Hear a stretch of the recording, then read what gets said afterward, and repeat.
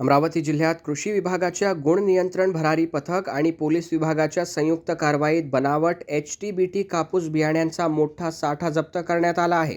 Dhamangaon railway तालुक्यातील निमगव्हाण परिसरात करण्यात आलेल्या या कारवाईत तब्बल 7,12,800 रुपयांची 432 बियाणे पाकिटे जप्त करण्यात आली आहेत।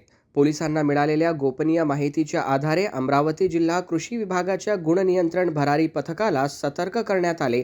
त्यानंतर तळेगाव दशासर पोलीस स्टेशनचे पथक आणि कृषी विभागाच्या अधिकाऱ्यांनी संयुक्तरित्या छापा टाकला। या कारवाईत शुभम सिंग बलजीत सिंग चौधरी या 21 वर्षीय युवकाला बोगस कापूस बियाण्यांची अवैध साठवणूक करताना पकडण्यात आले।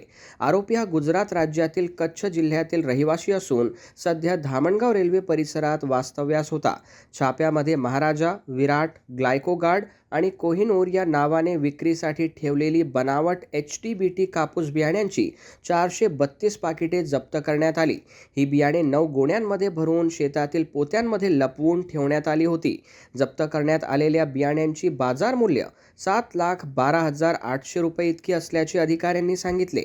या प्रकरणात बियाणे कायदा 1966, बियाणे नियंत्रण आदेश 1983, महाराष्ट्र कापूस बियाणे कायदा 2009 आणि अत्यावश्यक वस्तू अधिनियम 1955 अंतर्गत विविध कलमांनुसार गुन्हा दाखल करण्यात आला आहे। पोलीस अधीक्षक निकेतन कदम, संचालक सुनील बोरकर, विभागीय कृषी सहसंचालक गणेश घोरपडे, जिल्हा अधीक्षक कृषी अधिकारी राहुल सातपुते यांच्या मार्गदर्शनाखाली ही कारवाई करण्यात आली। सध्या आरोपी विरुद्ध फौजदारी गुन्हा दाखल करण्यात आला असून या अवैध बियाणे विक्री रॅकेटचा पुढील तपास पोलीस आणि कृषी विभागाकडून सुरू आहे।